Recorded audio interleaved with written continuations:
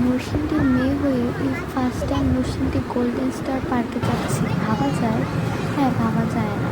অনেক প্ল্যান করার পর ফাইনালি আজকে চলে গেলাম নরসিংদী নাগরিয়াকান্দি গোল্ডেন স্টার পার্কে। এটার ভিতরে যা মাত্রই আমি খুবই খুবই এক্সাইটেড ছিলাম, কারণ আমার যেহেতু অনেক প্ল্যান ছিল, অনেকবার প্ল্যান করা হয়েছিল এখানে যাবার, কিন্তু হয়নি।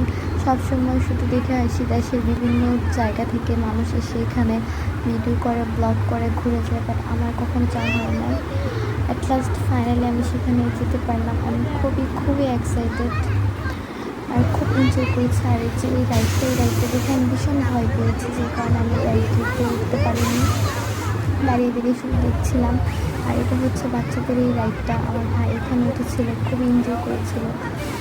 আর এই রাইডটা, এটার কথা না বললেই নয়, এই রাইডটাতে উঠে পুরো গোল্ডেন স্টার পার্কের বিউটি আপনি উপভোগ করতে পারবেন। তারপর আমি টিকিট কেটে এখানে উঠে গেলাম এই রাইডটাতে। তারপর মানে আস্তে আস্তে যখন সন্ধ্যা হতে শুরু করলো, চারপাশের পরিবেশটা আরও বেশি সুন্দর লাগলো। মানে চারপাশে এত লাইট, এত আলো, এত সুন্দর লাগছিল বলার বাইরে। আর হচ্ছে এই ট্রেন, আপনারা যারা কখন ট্রেনে ওঠেননি, এই নাগরিয়াকান্দি গোল্ডেন স্টার পার্কে গিয়ে কিন্তু এই ট্রেন অবশ্যই উঠবেন। আপনি পুরো রিয়েল ট্রেন ভাইবসটা পাবেন।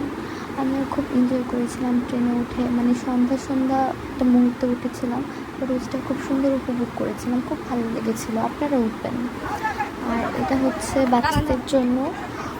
আর আপনাদের বলা হয়নি, ওখানে হচ্ছে এন্ট্রি, মানে নাগরিয়াকান্দি পার্ক গোল্ডেন পার্কে এখানে হচ্ছে প্রতিটি রাইডেরই হচ্ছে 50 টাকা করে টিকিট। এটাতে ছিল হচ্ছে 10 মিনিটের জন্য 50 টাকা। আমার ভাই তো এখানে গিয়ে খুবই মজা করেছিল, মানে ও লাফাচ্ছে, খুব এনজয় করেছিল সে।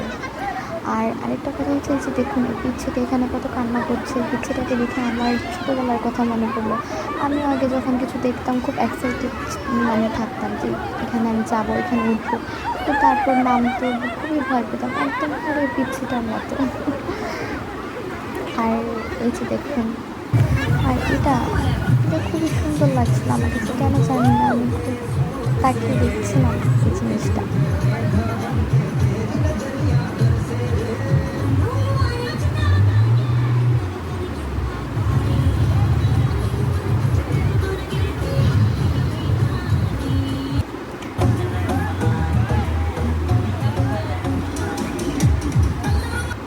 আর তাছাড়া পার্কের ভিতরে তো ফাস্ট ফুডের অনেক দোকান ছিল।